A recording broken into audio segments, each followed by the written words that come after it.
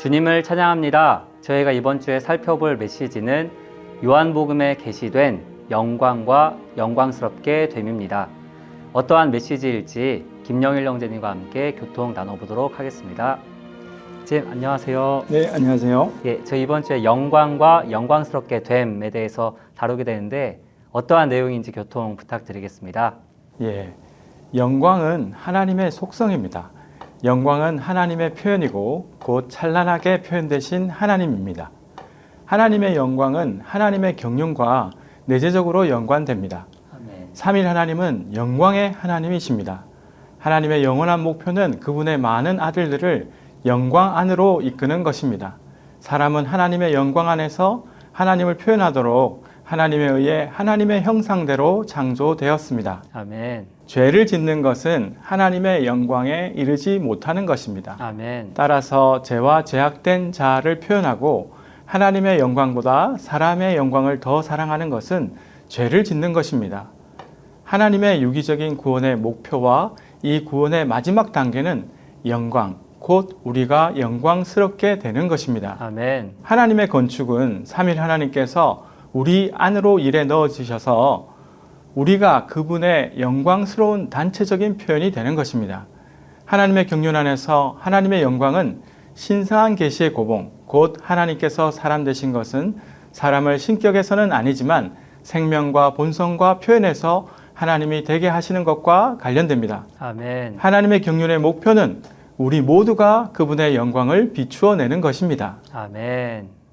이 교통을 통해서 영광이 무엇인지 그리고 이 하나님의 경륜과 영광이 어떻게 관련되는지를 교통해 주셨는데요. 그렇다면 요한복음에서는 이 영광이 어떻게 우리에게 계시되는지를 또 교통 부탁드리겠습니다. 요한복음에서 우리는 주 예수님의 영광과 영광스럽게 되심을 볼 수 있습니다. 예수님은 요한복음 12장 23절에서 사람의 아들이 영광스럽게 될 때가 왔습니다 라고 말씀하셨습니다. 아멘. 사람의 아들이신 예수님께서 영광스럽게 되시는 것은 그분께서 부활하시는 것이었습니다. 이 부활을 통하여 그분의 인성을 신성한 요소 안으로 높이고 그분의 신성한 요소가 표현되게 하여 그분의 온 존재, 즉 그분의 신성과 인성이 다 영광스럽게 되도록 하셨습니다. 아멘. 그리하여 아버지도 아들 안에서 영광스럽게 되셨습니다. 또한 주 예수님은 우리가 하나 가장 높은 단계, 곧 삼일 하나님의 단체적인 표현을 위한 신성한 영광 안에서의 하나안으로 들어가기를 기도하셨습니다. 이 기도를 볼 때 아버지께서 나에게 주신 영광을 내가 그들에게 준 것은 우리가 하나인 것 같이 그들도 하나가 되도록 하려는 것입니다 라고 말합니다. 아멘. 이것은 믿는 이들의 가장 깊은 하나, 곧 하나님의 단체적인 표현을 위한 신성한 영광 안에서의 하나입니다. 아멘. 이렇게 하나 되는 것의 방면에서 자신의 자아를 온전히 부인한 믿는 이들은 아버지의 영광을 그들이 온전히 하나 되는 요인으로 누려서 단체적이고도 건축된 방식으로 하나님을 표현합니다. 삼일 하나님의 체현이신 아들 그리스도는 아버지의 영광스럽게 되심입니다. 영광스럽게 됨은 나타남을 의미하고 영광스럽게 되는 것은 나타나는 것입니다. 아멘. 요한복음 14장부터 16장까지에 나오는 주님의 메시지의 중점은 아들께서 영광스럽게 되심으로 아버지께서 아들 안에서 영광스럽게 되신다는 것입니다. 영광스럽게 되시는 것은 부활하는 것을 의미합니다. 이는 주님께서 부활하셨을 때 영광스럽게 되셨기 때문입니다. 그분의 부활은 그분을 영광 안으로 이끌었습니다. 아멘. 또한 오늘날 바로 교회에 의해서 아들께서 영광스럽게 되심으로 아버지께서 아들 안에서 아들을 통해 영광스럽게 되실 것입니다. 아멘. 아멘. 형제님 교통 감사드립니다. 감사합니다. 그러면 이번 메시지의 요약 영상을 함께 시청하시겠습니다. So now with this kind of an opening, we'll go to the outline itself. Glory and glorification as revealed in the Gospel of John. And there are 5 sections, and I'm very watchful with the time because sections 4 mainly and also 5 are where very particular burdens are. And I want to have the adequate time to consider point by point in an experiential way, not just in a doctrinal way. So we begin with a rather direct and simple way. Glory is an attribute of God.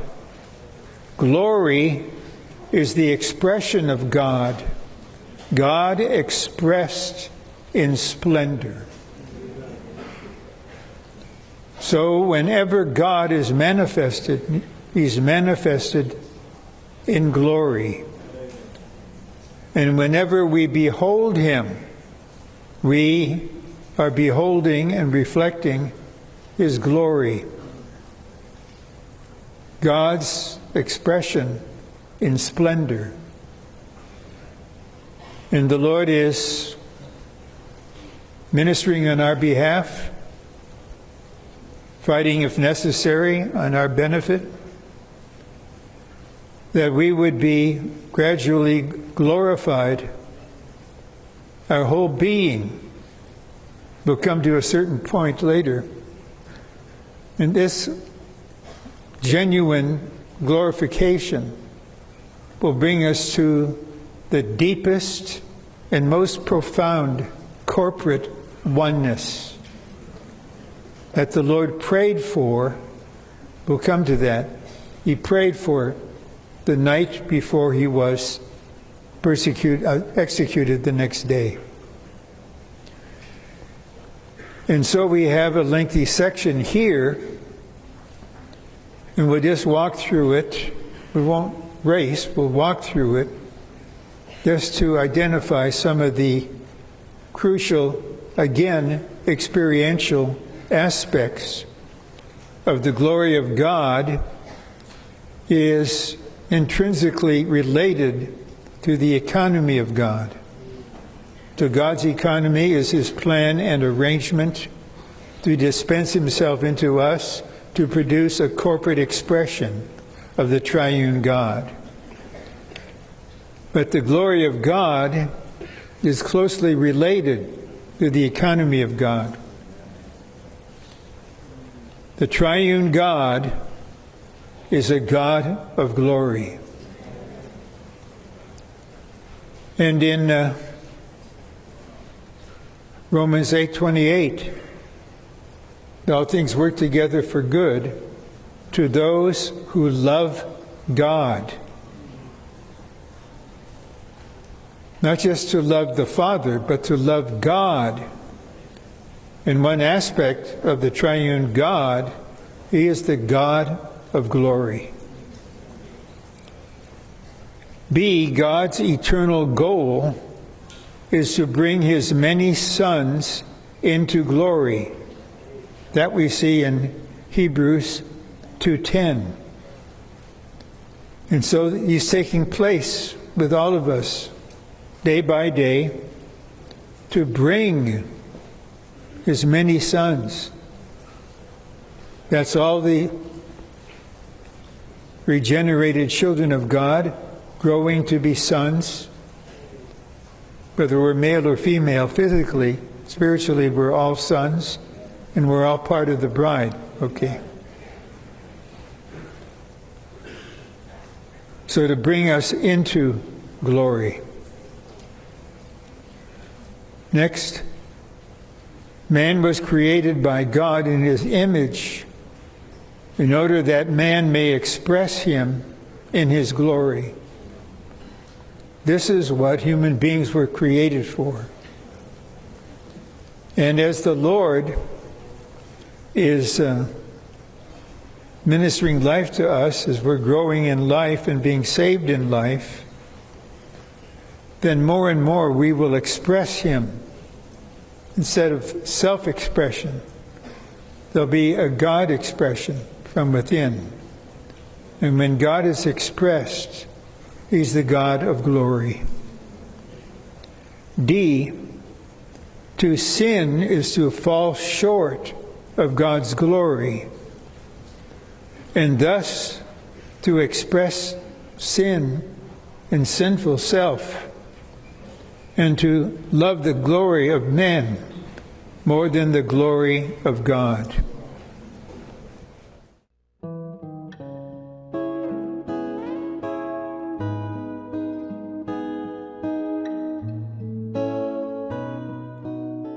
고린도후서 3장 18절은 우리 모두는 너울을 벗은 얼굴로 거울처럼 주님의 영광을 바라보고 반사함으로써 그분과 동일한 형상으로 변화되어 영광에서 영광에 이릅니다.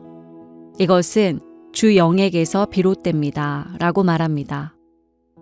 이 절은 우리가 거울처럼 주님을 바라볼 때 주님의 영광을 반사하게 된다고 말합니다. 그러므로 우리는 너울을 벗을 필요가 있습니다. 그러지 않으면 우리는 주님을 바라보고 반사할 수 없습니다. 너울이 벗어지면 우리는 열린 얼굴로 주님을 바라볼 수 있고 그분의 형상이 거울인 우리 안에 주입될 것입니다. 그 결과 우리는 주님의 영광을 반사하고 심지어 주님과 동일한 형상으로 변화될 것입니다. 얼굴에서 너울이 벗어지려면 우리는 마음을 주님께로 돌이켜야 합니다. 마음을 주님께로 돌이키려면 우리는 생각을 돌이켜 회개해야 합니다. 그러면 우리의 양심이 작용하여 우리는 죄들을 자백하게 됩니다. 우리 자신을 주님께 열기 위해 우리는 반드시 회개하고 우리 죄들을 자백해야 합니다. 우리는 주님과 함께 시간을 보내며 그분을 접촉할 때마다 우리의 생각을 돌이키고 우리의 결함들과 실패들을 자백해야 합니다. 아마도 우리는 어떤 문제에서 잘못된 태도를 지녔거나 실패했을지도 모릅니다. 우리는 회개하고 그 문제를 주님께 자백해야 합니다. 일단 우리가 회개하면 우리의 생각이 열리고 우리가 죄들을 자백하면 우리의 양심이 열립니다. 우리가 주님을 향하여 열려 있다면 주님은 우리 안에 그분 자신을 주입하실 수 있게 됩니다. 우리가 회개하고 죄들을 자백할 때마다 주님은 다시 한번 우리 안에 주입되십니다. 결과적으로 에베소서 5장 18절이 말한 것처럼 우리는 영 안에서 충만해집니다. 주님은 우리의 영을 넘치도록 채워주십니다. 주님은 우리 영에서 넘치실 때 우리 생각을 적시시며 우리 생각에 스며드실 것입니다. 결과적으로 우리 생각은 변화되고 우리 생각 안에는 주님의 사상이 있게 될 것입니다. 이전에 우리 생각 안에는 우리 자신의 사상만이 있었지만 지금 우리는 주님의 사상을 갖고 있습니다. 우리는 주님처럼 생각하고 심지어 주님께서 생각하시는 그것을 똑같이 생각합니다. 이런 식으로 주님의 형상이 우리 생각 안에 있게 됩니다. 우리의 생각은 주님의 외양을 지닙니다. 우리가 회개하고 자백할 때 주님은 점진적으로 우리를 채우심으로써 그분 자신을 우리 안에 더욱더 주입하십니다. 그러면 주님은 우리 영에서부터 확장되시어 우리 감정을 적시시고 우리 감정에 스며드십니다. 그럴 때 우리의 감정도 변화됩니다. 우리의 감정 안에 주님의 감정이 있게 되는 것입니다. 우리는 주님께서 사랑하시는 것을 사랑하고 주님께서 미워하시는 것을 미워합니다. 같은 원칙으로 주님은 우리의 의지도 적시실 것이고 우리는 주님의 의지를 지니게 될 것입니다. 결국 우리가 무엇을 결정하고 제안하든 그것은 주님의 결정과 제안일 것입니다. 우리의 의지 안에 주님의 형상이 있을 것입니다. 우리의 의지가 주님으로 충만할 때 우리의 결정과 선택과 결심은 주님을 표현할 것입니다. 변화되어 영광에서 영광에 이릅니다. 이것은 주 영에게서 비롯됩니다. 라고 말한 고린도후서 3장 18절이 의미하는 바가 바로 이러한 혼의 변화입니다.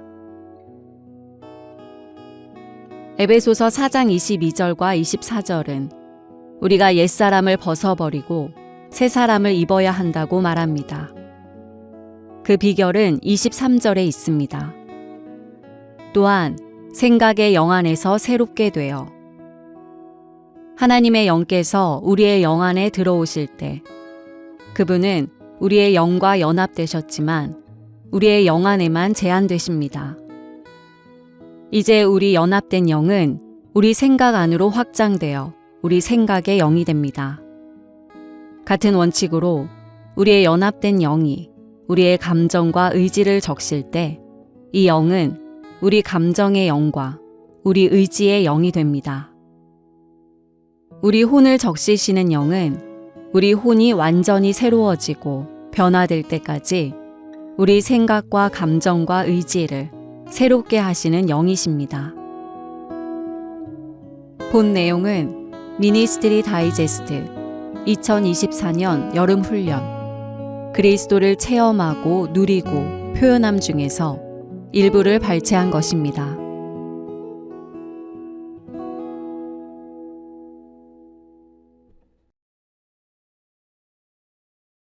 요한복음 1장 14절입니다.